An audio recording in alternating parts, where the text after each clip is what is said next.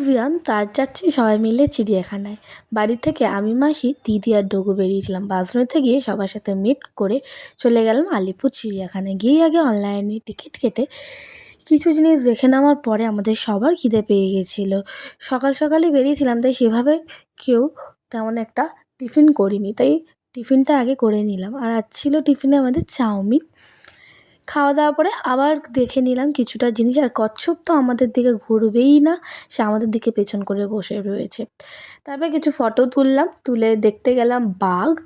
তো বাঘটা আমরা দুবার করে দেখতে গেছিলাম। প্রথমবার যখন গেলাম তখন সে ঘুমাচ্ছিল, তারপর দেখলাম আবার গিয়ে যে তিনি উঠেছেন, আর উঠে আমাদের দেখে মনে হচ্ছে তার খিদে পেয়ে গেছে, তাই খুব এদিক ওদিক করছে।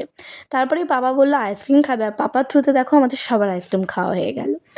আইসক্রিম খেয়ে বসে পড়লাম লাঞ্চ করতে। আর আজকে আমাদের লাঞ্চে ছিল ফ্রায়েড রাইস, মাংস কষা, কমলা লেবু আর মোয়া। খাওয়া দাওয়ার পরে বাচ্চাগুলো একটু খেলছিল, আর আমরা গল্প করে তারপর বেরিয়ে গিয়েছিলাম দেখতে পাখিদের আলাদা করে একটা সেশন করেছে সেটা।